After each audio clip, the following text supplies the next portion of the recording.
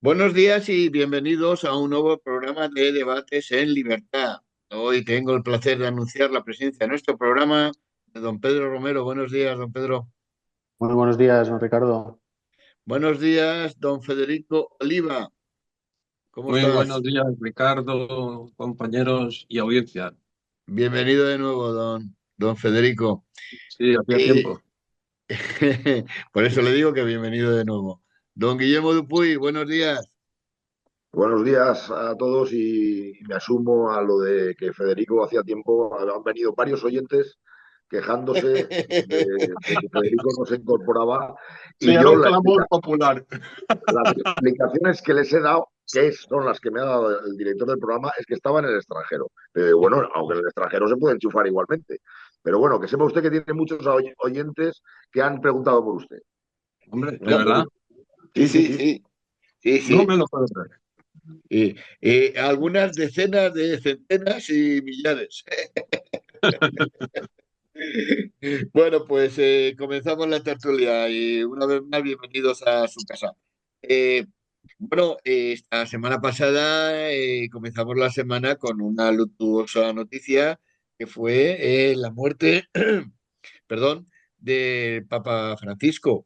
Un papa, como todos bien saben ustedes, controvertido en cuanto a su mandato, a sus opiniones y que, bueno, ha dejado muchas incógnitas, no incógnitas, diría yo, muchos pensamientos contrapuestos, ¿no?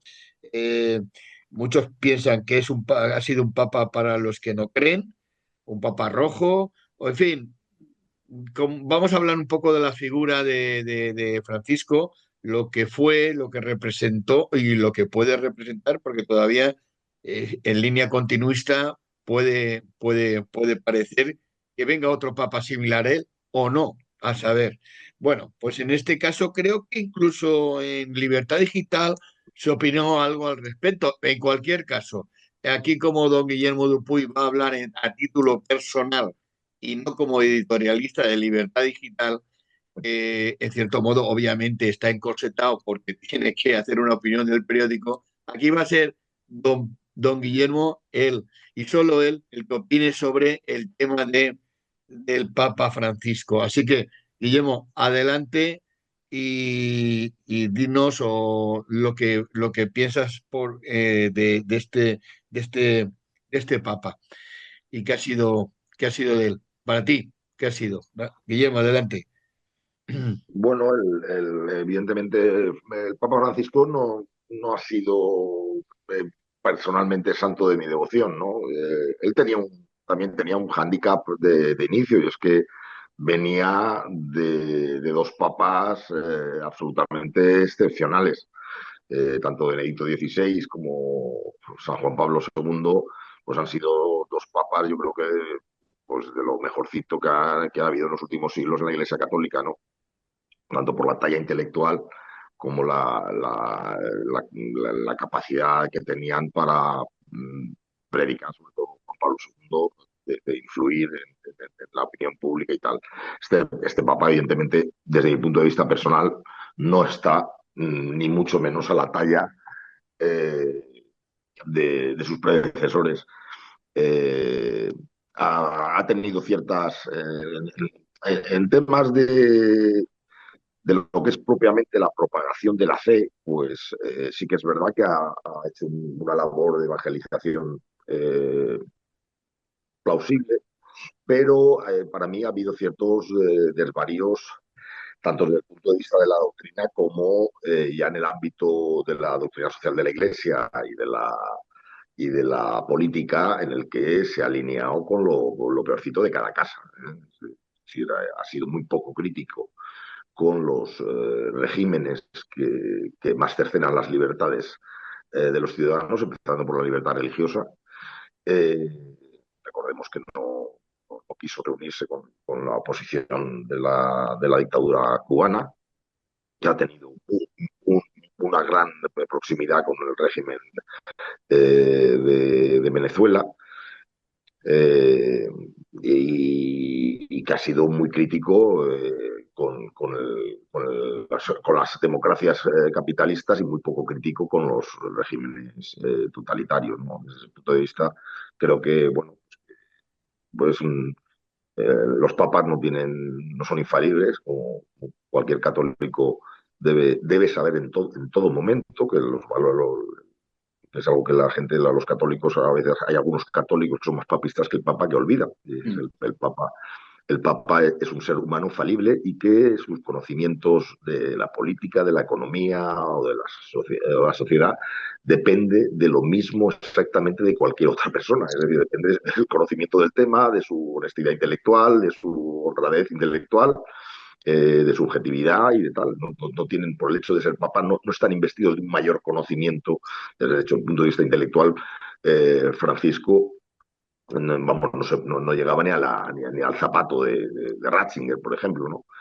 Pero que nada, que recordemos que nuestro Señor Jesucristo dio las llaves del reino a alguien que sostenía su habilidad, su capacidad de errar, ¿no? Antes de que el gallo cante 3 veces, me habrás negado, ¿no? O sea, y la historia de la Iglesia recoge historiales de papas incluso peores, mucho peores que la de Francisco, ¿no? Ratzinger decía que una de las cosas que le hacía creer en el Espíritu Santo es viendo cómo la Iglesia había persistido durante 2000 años, a pesar de tener algunos papas que verdaderamente lo hubieran podido desmantelar. O sea que Cierto. realmente estaban protegidos por el ser supremo, porque muchas veces el, el sucesor de Pedro no ha estado a la altura. La infabilidad del Papa, que es un dogma que muchas veces se repite, solamente para cuestiones de dogma. Lo demás, sus opiniones políticas, económicas, todo eso depende de lo que ya digo, lo de cualquier otro miembro de la Iglesia o cualquier otro ciudadano. Entonces yo creo que es un papa que desde ese punto de vista sí que se le podría criticar y se le debe criticar porque muchas veces ha avergonzado a la feligresía con posicionamientos con determinados regímenes en fin, que sacaban a los colores y que era un poco difícil mantenerlo. Eso con independencia de sus cualidades humanas, que como evidentemente los seres humanos no somos ni todo negros ni todo blancos, evidentemente tendría actitudes. Yo le he leído cosas muy, muy hermosas sobre las relaciones humanas, sobre la capacidad del perdón, pero hay muchas cosas con las que no solo estoy profundamente en desacuerdo, sino que me ha llegado a escandalizar y a indignar. ¿Eh? Los seres humanos no somos unidimensionales y el Papa tampoco. Sí. Don Pedro, ¿qué le sugiere la figura del Papa Francisco?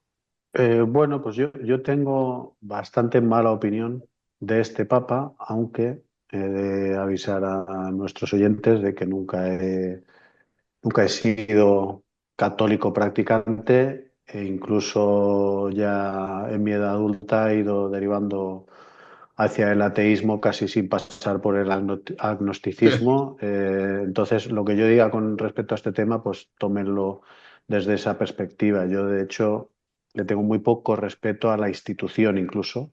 Eh, Me parece que ha derivado en algo que no tiene mucho que ver con las enseñanzas de Jesucristo o con estos valores religiosos que además este Papa me parece que incluso de manera más aguda ha abandonado, porque yo, a pesar de ser ateo, tengo valores, llamémosle conservadores en muchas cosas, y me parece que la Iglesia Católica durante este papado, pues por ejemplo, ha abandonado la defensa de la vida desde la concepción, ¿no?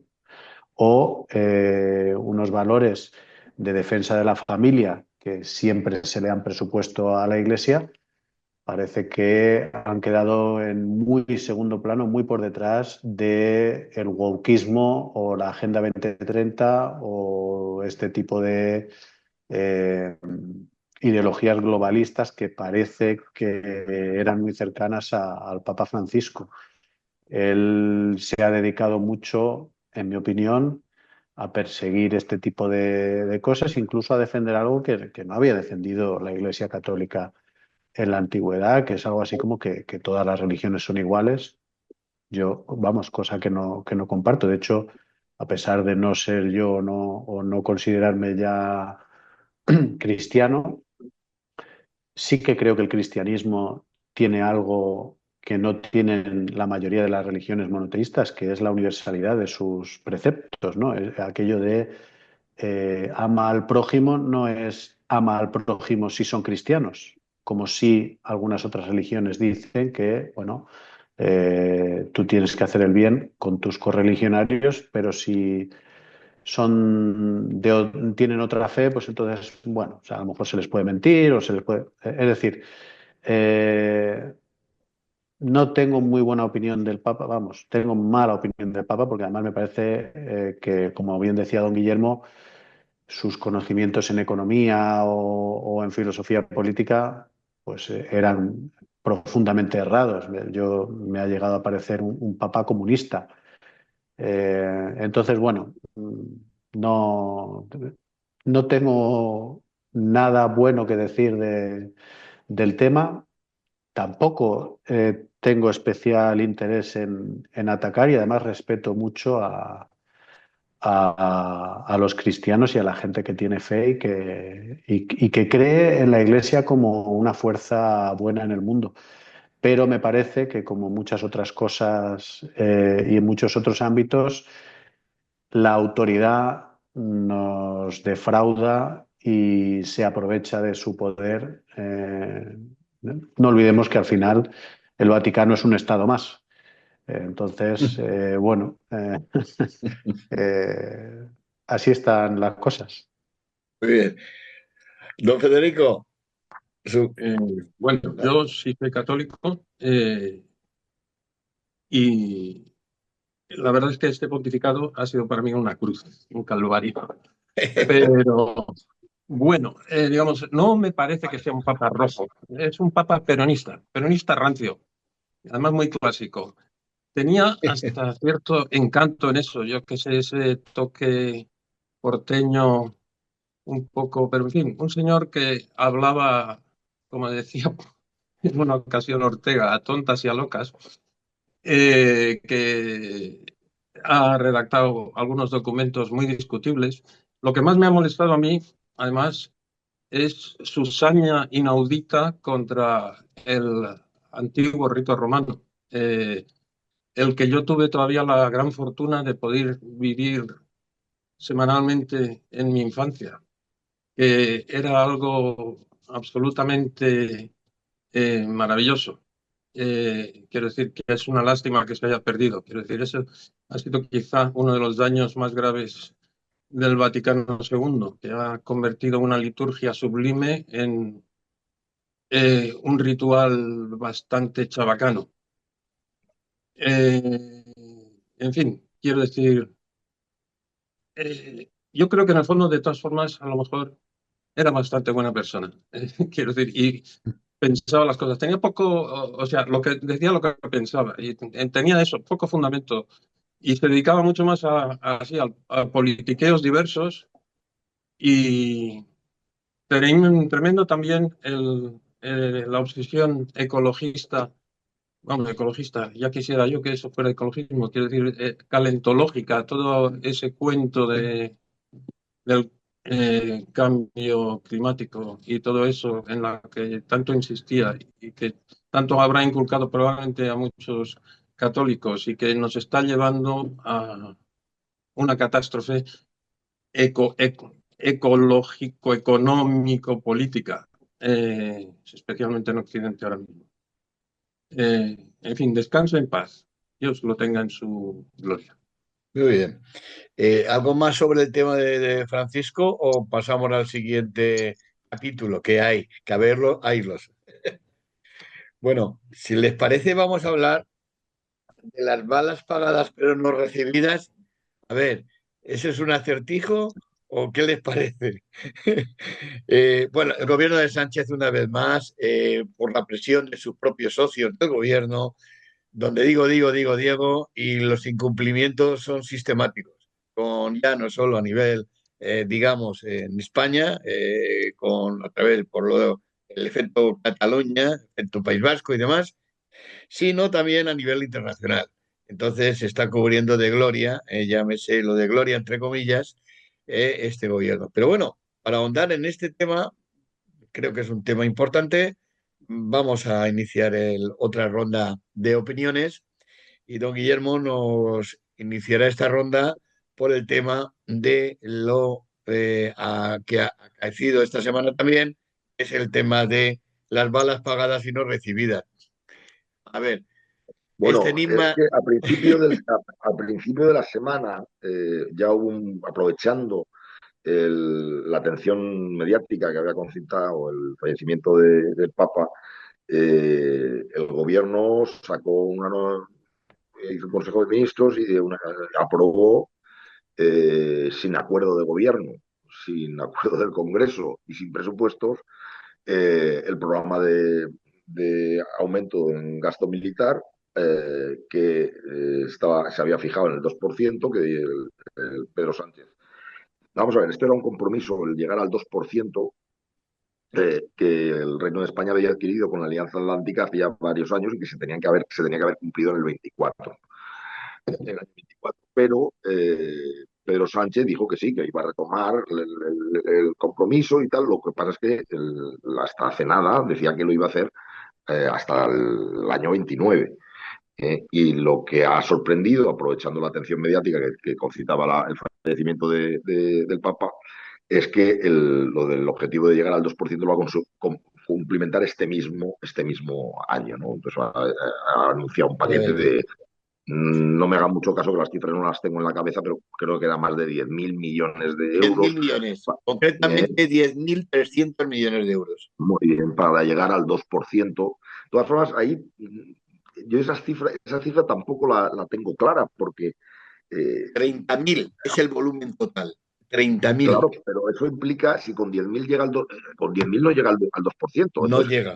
eso presupone que en el año 2024, sin que nos hubiéramos enterado, se incrementó ya el gasto de defensa en un porcentaje, porque si no, no llegas al 2%. Pero bueno, independientemente de eso, lo que está claro es que la oposición de parte del gobierno a ese proyecto es manifiesta. Es decir, no ha podido ser más clara la ministra Yolanda Díaz en no ponerse, y es una posición que ya han dejado sobre de manifiesto la idea de aumentar la inversión en defensa todos sus aliados de investidura, con lo cual, eh, claro, es un brindis al sol, es una tomadura de pelo, bueno, una cosa tan seria como un programa de reinversión en defensa que no cuenta con el consenso del propio Ejecutivo y que el Ejecutivo no cuenta con la mayoría en el Parlamento para sacarlo adelante y partes porque no tienes presupuestos, pues claro,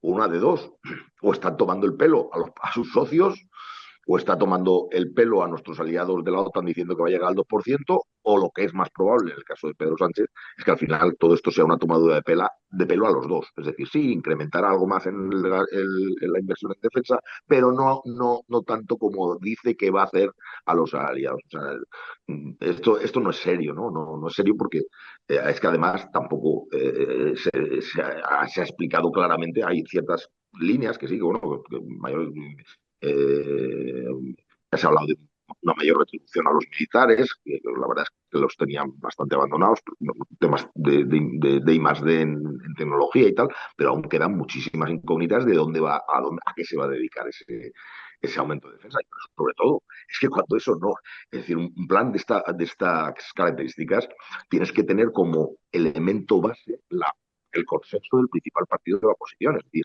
que haya un acuerdo en una cuestión de Estado entre el principal partido de la oposición y el principal partido del gobierno. Pero es que aquí el gobierno está dividido. No cuenta con el apoyo de la oposición ni de sus propios socios, con lo cual ni cuenta presupuestos. Es todo una tomadura de pelo que nos debe causar rechazo incluso a los que somos partidarios de que efectivamente España no de ahora, no de ahora, ya hace mucho tiempo tenía que haber aumentado su inversión en defensa necesidad que ahora evidentemente es más perentoria desde el momento en que un señor como el presidente de los Estados Unidos ha dicho que Europa debe gastar más en defensa so pena de que los Estados Unidos de América se salgan de la Alianza Atlántica.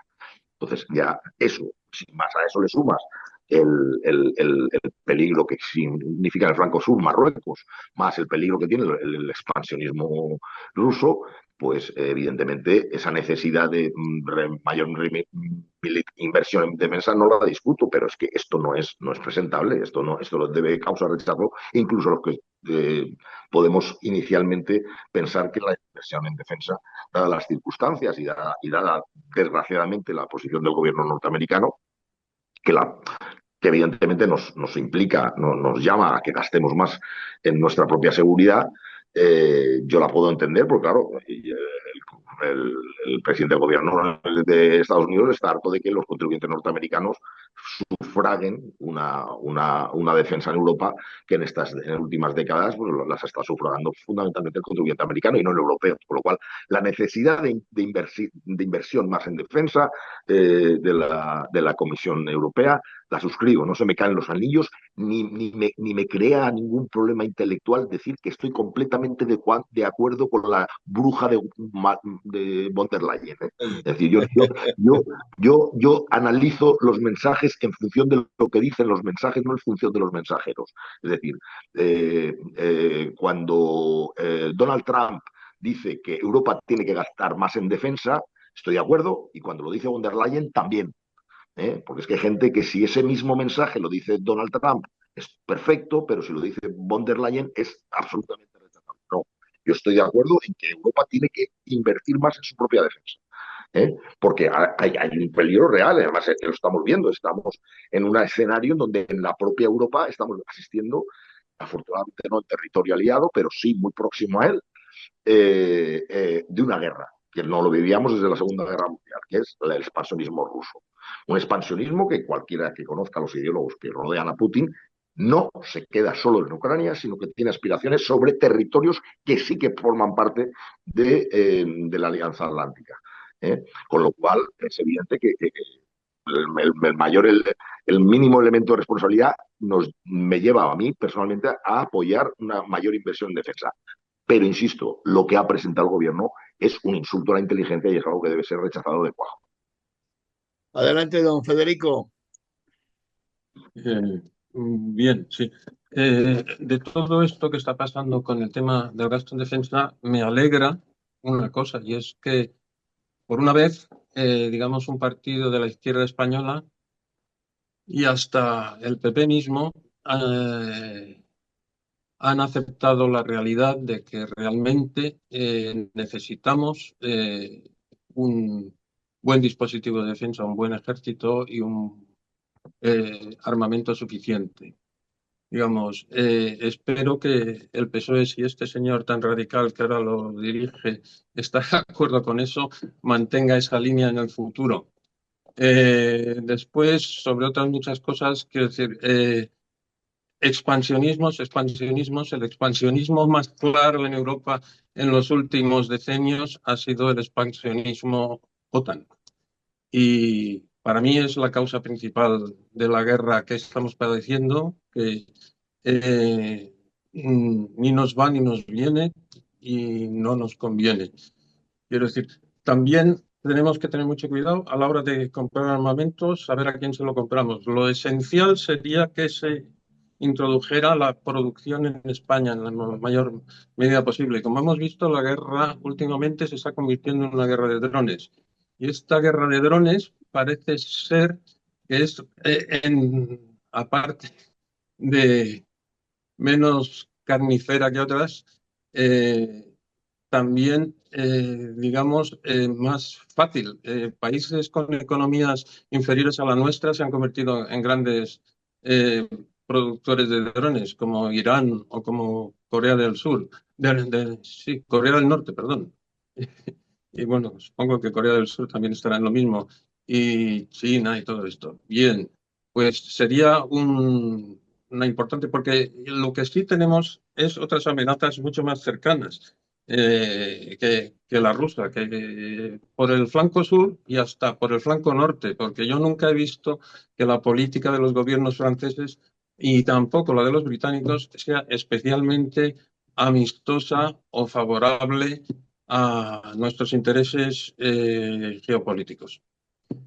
Y entonces propongo además que eso, compremos pues a los que producen bien y barato. O sea, la misma Rusia podría ser un muy buen proveedor porque sus aviones valen la tercera parte y son mejores que los americanos. Aparte, digamos, nuestros colegas de la OTAN, si nos venden ellos sus cosas, tienen muy fácil luego, cuando los necesitamos contra los abusos que ellos mismos puedan producir, desactivar los armamentos que nos han vendido. Como ya hizo Francia en su momento con los Exocets que tenía vendidos al ejército argentino en la Guerra de las Malvinas. Muy bien. Don Pedro, su turno.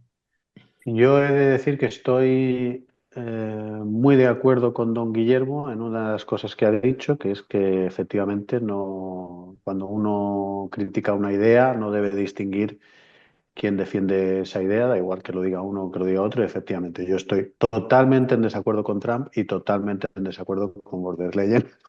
Entonces, Es coherente. mantengo la coherencia, aunque sea en contra, ¿no?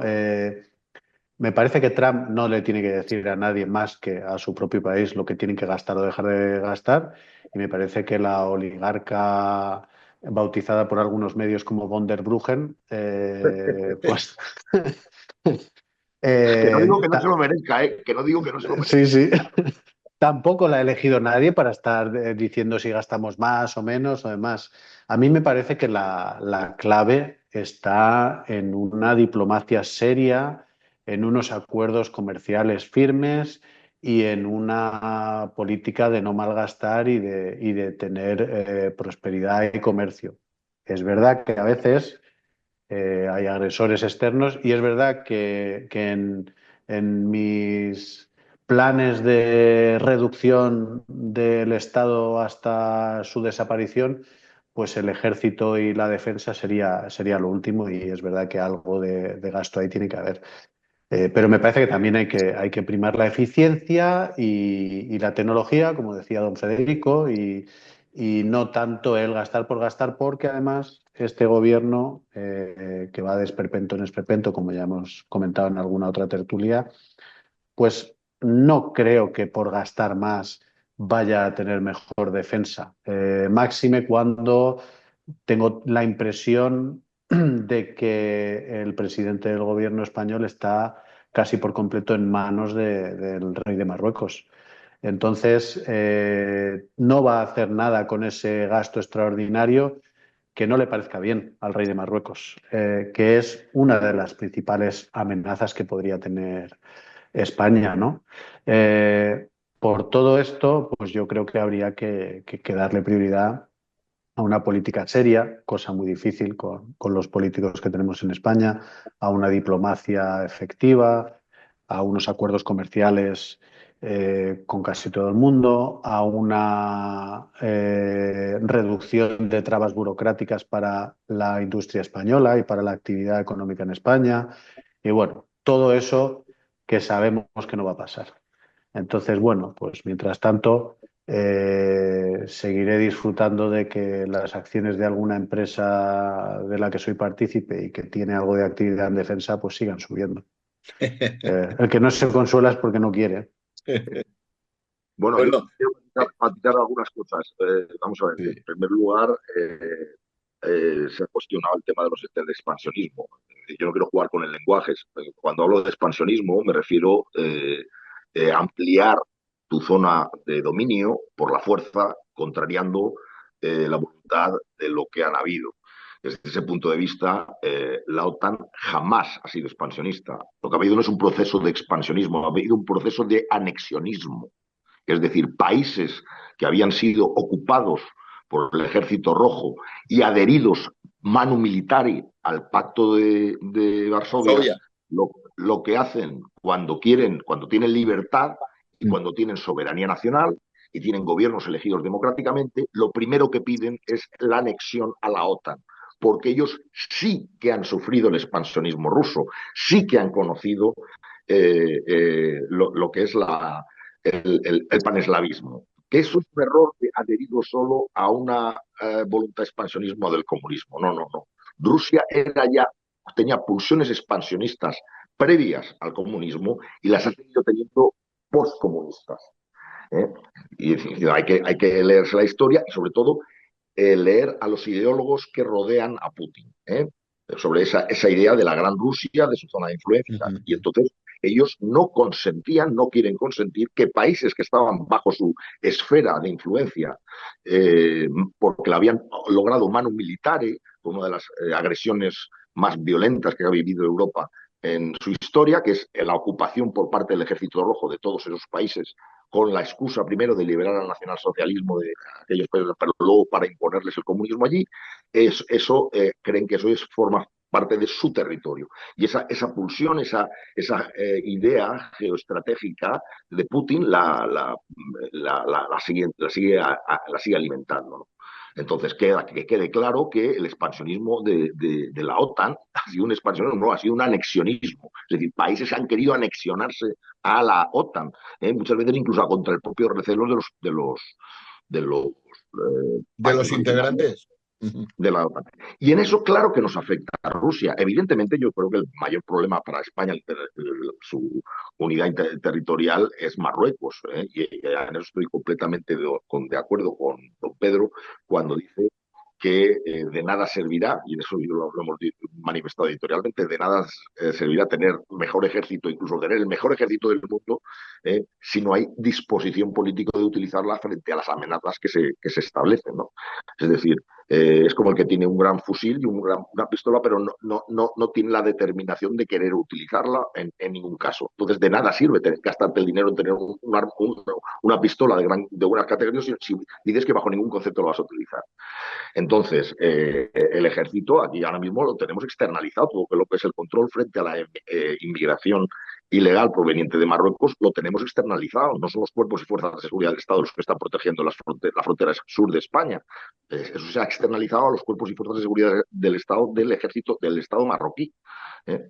Entonces, claro, es absurdo. ¿Para qué queremos aumentar nuestro gasto en defensa si vamos a tener a la cabeza de ese ejército alguien que no tiene las ideas claras? En eso estoy completamente A de mí me acuerdo. gustaría, don Guillermo, y si me permiten, perdón Sí, sí. por saltarme el turno, introducir algún matiz en este tema que estábamos hablando de la OTAN y del expansionismo y demás.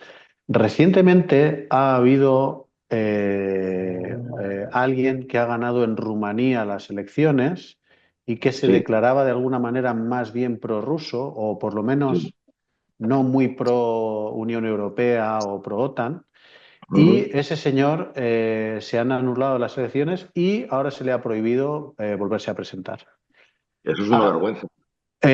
hace un tiempo hubo algo de un estilo parecido en Georgia, aunque de eso no estoy tan enterado, pero también he oído que, bueno, que hay.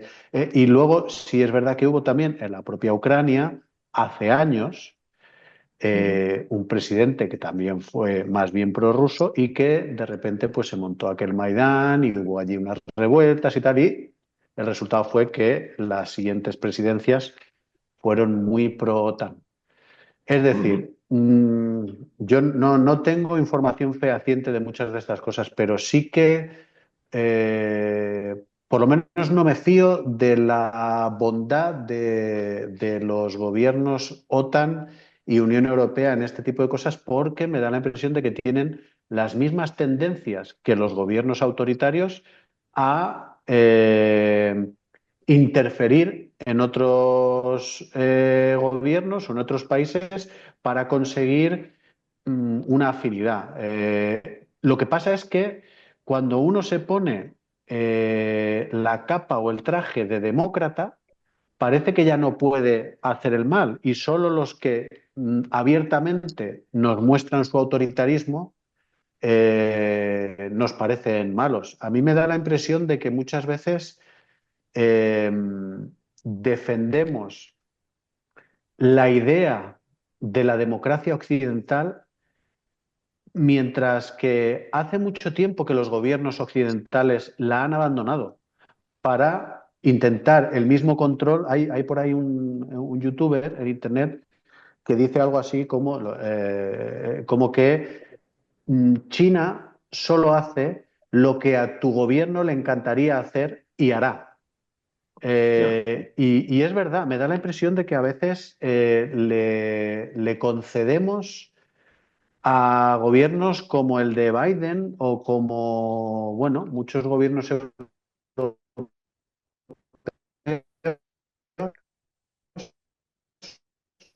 Don Pedro, le perdemos. No sé si es una maniobra de Putin, pero su conexión nos falla. No sé si nos oye. No, no, no. Eh, Comunista chino con una democracia. Esta democracia es imperfecta, pero bajo ningún concepto llega al grado de degradación de grado de liberticia que hay en China. O sea, hay gente encarcelada en China por cuestionar por cuestionar el régimen. Eso no, a ese grado no han llegado las democracias. Entonces, Ay, lo primero que tenemos que hacer para dar credibilidad a nuestra defensa de que las democracias tienen que ser mucho más, tener un control más limitado, que no puedan, que a los gobernantes hay que controlarlos, es no hacer equiparaciones en las que perdemos la razón de la crítica, porque claro, equiparar el régimen chino o el otro día un literato, Juan Manuel de Pravada, equiparaba a la Comisión Europea con el régimen nacionalsocialista de Adolf Hitler. Entonces, claro, eso es una puñalada que nos da Juan Manuel de Prada a los que criticamos la Comisión Europea, porque claro, si nos hacen pensar que estamos mal de la cabeza, los que criticamos a la Comisión Europea pensamos que es tan malo como las dictaduras. No, evidentemente no es tan malo como las dictaduras. Por Dios, no seamos absurdos, porque entonces mal favor le vamos a hacer a nuestra causa de decir que las democracias tienen que avanzar mucho en su propia lógica democrática. Pero bueno, lo que es evidente es que si el caso de Polonia, el caso de Hungría, lo que usted ha comentado es absolutamente criticable de que a una persona no le dejen presentarse en unas elecciones. Ahora, eso no quita, y usted cree que verdaderamente la inmensa mayoría de la población húngara no quiere formar parte de la OTAN. O sea, esa es la cuestión. Y si no hay, pues, oye, que pidan un referéndum y a ver lo que sale. Si quiere salir la OTAN, uno se puede salir, si no hay ningún problema. No hay ningún problema. el que decía Lo que que se sí iba que, a salir pero ha ojo, ganado pero las ojo, elecciones. pero Eh, ojo, lo que sí que exige la Alianza Atlántica es que se acuerden, que se cumpla lo acordado. Es decir, naturalmente que una invasión por parte de Putin de un territorio que forma parte de la OTAN, claro que nos viene, porque estamos en una alianza en la que nos hemos comprometido que todos reaccionamos con un solo hombre ante cualquier intento de anexión en el territorio OTAN. Entonces, claro que nos afecta. Ahora, si decimos, ¿pero qué más nos da? Que es una posición legítima. Lo que tiene que hacer, por ejemplo, pues no sé si hay gente en Vox que lo piensa, que no le va ni le viene lo que pasa en Hungría, que no le va ni le viene lo que va en Polonia, lo que va, porque eso no forma parte del territorio nacional, pues es, coño, ser coherente, pedir la salida de la OTAN. Si no queremos una política en la que la defensa se circunscriba única y exclusivamente a los intereses nacionales, o estamos por una alianza, que es lo que definió la OTAN, en la que los intereses aparentemente que no son nuestros españoles pasan a ser nuestros también, a cambio de que nuestros problemas también sean de ellos. Es lo que tienen que hacer. Entonces, seamos coherentes, que la derecha que no se ve conmovida por el tema de Ucrania o que no se ve preocupada por el tema de las pulsiones que tiene Putin, que lo que tenga que decir es que nos salgamos de la OTAN, que sean coherentes y ya. Oye, no es la primera vez, cada vez están más en contacto la extrema derecha con la extrema izquierda, pues una vez, una cosa más, que es lo coherente, porque además al final los colectivismos se terminan encamando. Con lo cual, oiga, pues igual que está usted en contra de la globalización y con la extrema izquierda, que antes lo único que estaba en contra de la globalización era la extrema izquierda, y ahora hay una extrema derecha que disfraza en crítica al globalismo, lo que en realidad es una crítica a la globalización, que maquilla con los ropajes del patriotismo lo que en realidad es el nacionalismo, porque hay mucho nacionalista de extrema derecha, que se arropa con el concepto de soberanía nacional y demás. Coño, pues que se alíen también en eso con la extrema izquierda y ya no, sabemos a qué nos tenemos que dedicar. Luego Putin, además, le recuerdo que también incluso nos puede afectar a nivel nacional. A nivel nacional nosotros hemos tenido un problema de secesión en Cataluña que ha estado, como se ha dedicado por tribunales, financiado y apoyado por la Rusia de Putin. O es que ya nos El hemos principal olvidado financiador fue Alemania. del apoyo de Putin a Puigdemont. ¿Nos hemos olvidado de eso? Entonces, por eso no voy a entrar. Yo creo que a nivel nuestro, evidentemente, nos afecta mucho más el tema de Marruecos. Es decir, la necesidad de que el problema de la inmigración ilegal, que tenemos ingente cantidad que entra ilegalmente en nuestro territorio. Eso tenemos que movilizar al ejército en eso. La Marina, o sea, hay que invertir en Marina y hace falta dinero para eso. Ahora, lo que estoy de acuerdo es que ya puedes tener tú los mejores barcos, los mejores guardias costeros, lo que tú quieres, que si hay un gobierno que está a lo que diga, como decía don Pedro, a lo que diga el rey de Marruecos, pues de nada servirá. En eso estamos totalmente de acuerdo. Y soy el primero en que me opongo al plan de rearme de este gobierno porque no me parece serio. Pero lo que no entro es en, primero, desnaturalizar lo que ha pasado en Europa a raíz de la caída del muro de Berlín y reconocer que esos países es que lo demandaban a gritos, el ingreso a la OTAN. Y si han cambiado de opinión, pues oye, que lo manifiesten, que se haga un referéndum o tal. Yo no creo que ningún país que está, y sobre todo los que han conocido, los que han padecido la ocupación rusa, que estén en la OTAN contra su voluntad. ¿eh? Pero bueno, evidentemente, oye, pues que hay que hacer más una nueva elección o que alguien, pues completamente de acuerdo en que se someta a la La- votación o lo que las, quiera. ocupa- las ocupaciones rusas las liberó Rusia misma en su momento. Y desde entonces adoptó una actitud bastante amigable con Occidente. Es decir, el actual expansionismo ruso, ese enorme peligro que avanza centímetro a centímetro sudando sangre en Ucrania, es un peligro para la Unión Europea. Quiero decir, ¿y por qué si es tan peligroso y quiere invadir Europa no empieza ya? Porque quiero decir, nosotros nos hemos puesto a rearmarnos hasta los dientes, que va a tenerlo más fácil dentro de 3 años. En fin, me parece una teoría muy poco plausible. Eh, Escúchame, usted acaba de replicar el mismo argumento que llevó a Chamberlain a firmar un acuerdo con el tema con los alemanes a favor de los sudentes. Primero, que había una población muy alemana, muy pro-alemana, como ahora hablan de los pro-rusos.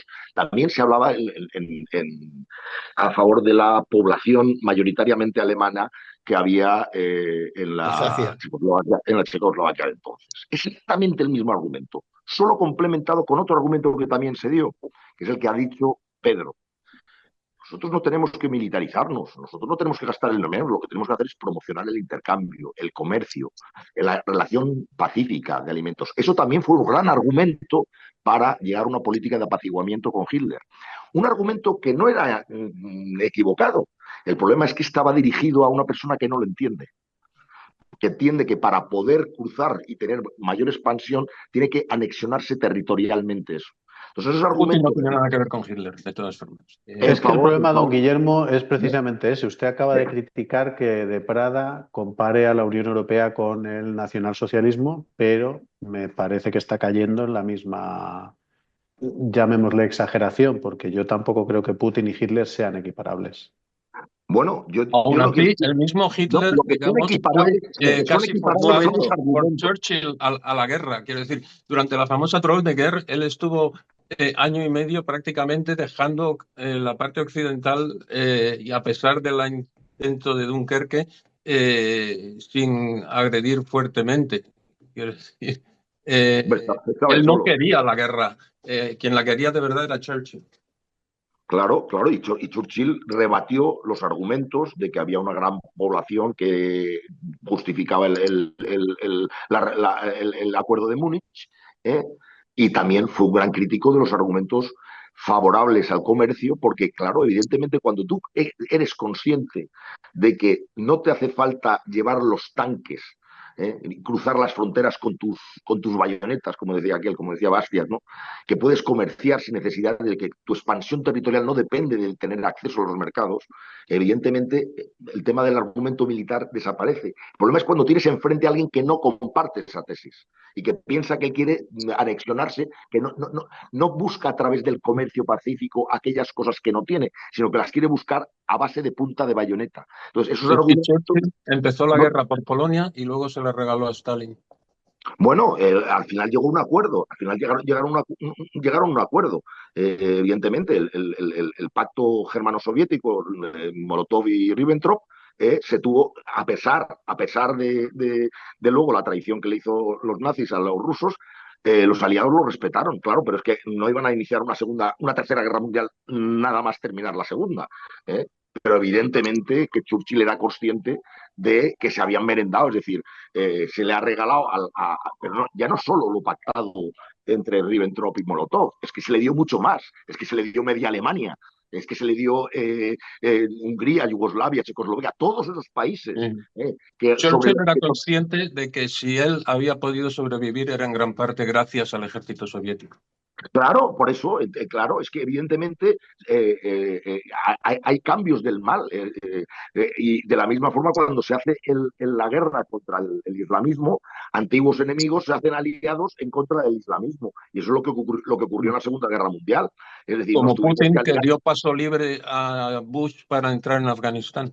Exactamente, es que nos tuvimos que aliar con los comunistas para combatir el principal enemigo que era en ese momento, que era Talibán. el nacionalsocialismo. Pero una vez derrotado el nacionalsocialismo, Churchill fue el primero y de ahí, pues, todas cosas, la gran labor que hizo a favor de nuestro gobierno de España, de Rengo, darse cuenta que el enemigo inmediatamente siguiente era el comunismo que representaba Stalin. Es decir, el enemigo era el que hasta hace un momento era su aliado en contra del nacionalsocialismo. Eso es lógico, eso lo puedes entender. Pero lo que tenemos que entender es que las pulsiones expansionistas de Putin no nacen, no son, incluso fíjate, Federico Jiménez de los Santos lo atribuye a que Putin sigue siendo el gobierno de Rusia sigue siendo un gobierno comunista. No es verdad, tiene muchos rasgos en común como todo régimen autoritario, pero no es propiamente un régimen comunista. Es que el expansionismo de Forma Rusia parte. no le nace, es el paneslavismo, o sea, no surge con el comunismo. El comunismo evidentemente lo disparó, porque el comunismo evidentemente tenía una pulsión expansionista allí donde iba, pero era El muy expansionismo lo llevan en la yo, médula todas las potencias europeas. Lo que pasa bueno, es que bien, aparte de la soviética, todas las demás se han quedado en poquita cosa. bueno, bien, pero si yo lo que estoy de acuerdo que el mundo que yo me gustaría es el que ha descrito antes don Pedro, un mundo independientemente de tu siendo un país grande territorialmente o pequeño, si hay redes de comercio, ¿para qué necesidad tienes de expandir territorialmente tus fronteras si tú puedes cooperar con todo el mundo y los productos que te faltan los puedes intercambiar con otros? Ese es el mundo ideal, es el mundo en el que todo liberal quisiera vivir. El problema es que ese mundo no existe. Entonces, Eso lo es que a no lo que puede... llegaron Merkel y Putin, a comprar y vender el gas barato y no Bueno, tener es que que comprar claro, el gas licuado americano 4 veces el precio. evidentemente es que Merkel y la CDU ha Bu- sido muy nociva en este tema, pero Bueno, lo que yo lo quiero no- decir es que yo soy sí, partidario de que todas rápido, las casas deben Guillermo. tener un techo, pero si no hay paredes que aguanten el techo, no podemos jugar a no, que pongamos un techo, no, porque ese techo nos aplasta, no nos cubre. Y el hecho para nosotros se llama el tiempo, que ya no tenemos, no disponemos de. Bueno, pues hoy, muchas gracias por esta brillante eh, clase que nos han aportado ustedes. Histórica, ¿eh? Esto es histórico. Y bueno, y como yo he salido muy complacido de esto, espero que todos los demás hayan salido satisfechos de esta tertulia. Muchas gracias una vez más por estar ahí. Os emplazo para la semana que viene, Dios mediante. Y bueno, pues eso. Una feliz semana para todos. Adiós, buenos días. Buenos días. Buenos días.